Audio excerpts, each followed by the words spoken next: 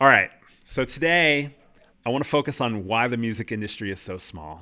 I don't know if it's a hot take. I don't know if it's controversial. We'll see.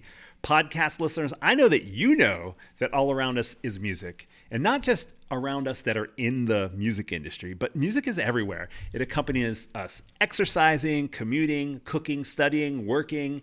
It's playing in coffee shops and stores and restaurants, throughout TV shows and films, on prank videos, dance videos, sports videos. It's all over social media, right, Jimmy? Yes. Uh, and in gaming and fitness apps, wellness apps, and thanks to laptops and DAWs, not to mention all the new musical instruments and mobile phones. And now, artificial intelligence. More and more people are making music, sometimes derivative, sometimes cover songs, sometimes interpolation, sometimes seemingly original. I don't know. We'll get into all that in the mini series over the next 2 months, but suffice it to say, music has a huge cultural impact, and finding your music is a universal rite of passage of humans, defining our identities, our friend groups, and our worldview. Music's the measure of cultural shifts and pivot points for society at large. Music's listens by such a large portion of humankind, at least the ones that we can track. And yet, when you look at the size of the music market economically, it pales in comparison to other forms of entertainment like television, gaming, sports, and social media. I'm getting off my soapbox, Jimmy. Why is the value of the music industry so small? Yeah, so I think it's a lot of reasons, Dimitri. First, I think with the digital age, music struggled to create scarcity. If you think about pre-internet, you're purchasing physical CDs that were priced, highly by retailers, and when the supply of those CDs ran out or tapes ran out, you were out of luck as a consumer. Now we've got streaming services with every song, every piece of music in the history of mankind, and we pay $10 more or less per month in developed markets to access that music. So if rights holders can't really set the price of music or control the supply of it, that impacts ARPUs, what people are paying for music. So I think that's a big one.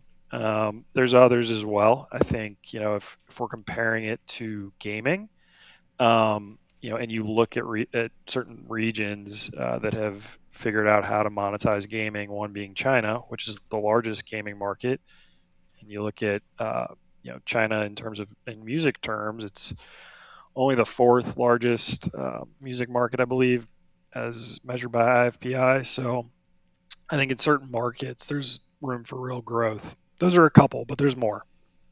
Yeah. Yeah, I mean, it's funny when I told you this before, you were like, "Is it actually small?" I mean, do you want to say anything about that?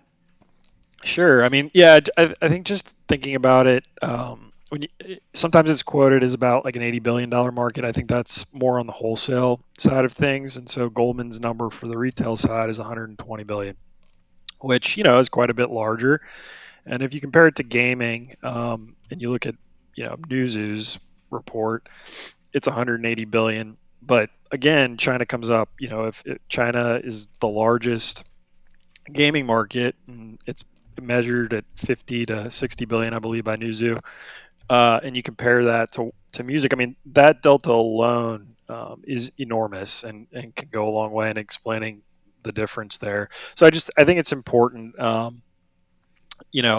Oftentimes music's comp to gaming or to film, and while I agree that there's a lot of room to grow the total market size, um, it is a reminder that or at least to me, when you include live, it's a pretty big market, in my Right. opinion.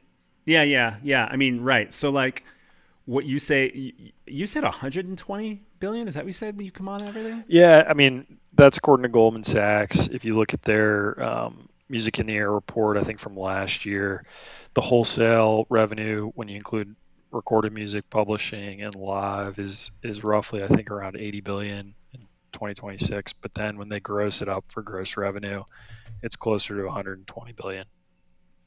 I see. Well, I'm missing something in my numbers because I keep coming up with, oh, maybe 30, 40 billion on recording, 30, 40 billion on live, or something like that. But you're saying some of that is retail numbers and some of that's wholesale. Yeah, I think the numbers you may be quoting, and granted, I could be off too, but my understanding is the numbers you're quoting are after kind of platform fees, like Spotify takes 30%. So the number that consumers are paying, according to Goldman Sachs, is closer to 120 billion.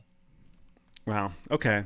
And gaming, I keep hearing people quote is like 300 billion. Again, I Yeah, can't verify. I did my Google searches and my quads and things like that, and it's very hard to compare industries, especially when different groups have different like different research uses different countries. Like agreed. some of the stuff's like, oh, China and India is not included. Someone's like, China is included, and like you said, certain countries in Asia have really figured out how to monetize gaming, and we don't know what's going on in music or something. You know? Yeah, it's just smaller, I think, in certain markets with music.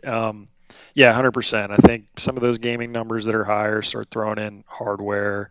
I guess we could do that too for music and see where we come out, not just the content sales and the live piece. Yeah, it's kind of hand wavy to a certain extent. I mean, that's a good point, actually. If we talk about hardware, are we talking about listening devices? Or are we talking about performance and recording devices? That would Yeah, be it's like if endless. that's.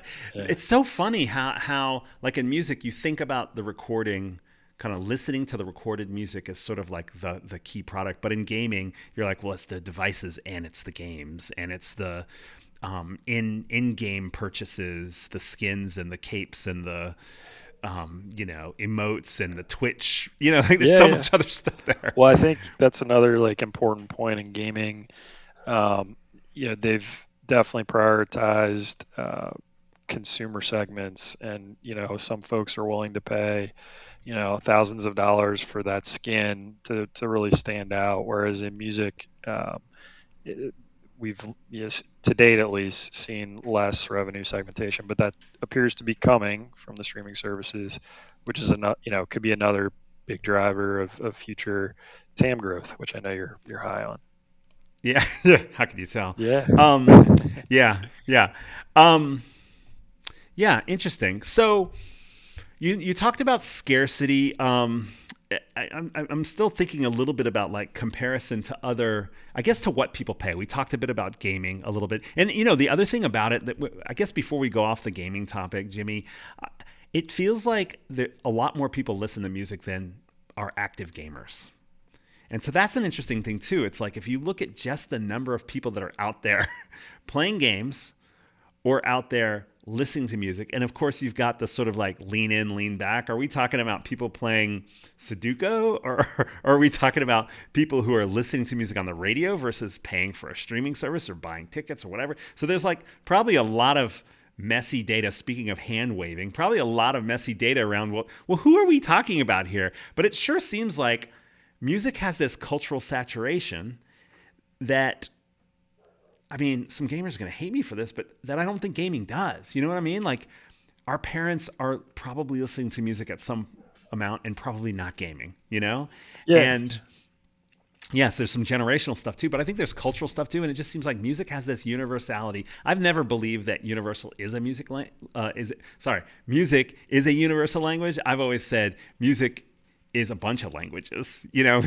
You can't say language is a universal language, but the point being, that emotional engagement, that cultural identity, that rite of passage that I talked about in the intro, those things are tied to music, and they only are for gaming for some people.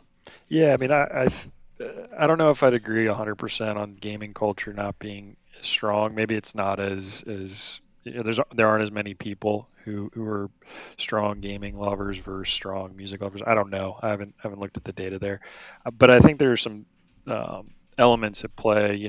If you think about gaming, as a gamer myself, how are you consuming the game? You're very focused on what you're doing typically. Maybe not if you're playing Sudoku on your phone. It's more of a relaxation thing. But if you're playing like FIFA or Call of Duty, you're very focused, very engaged.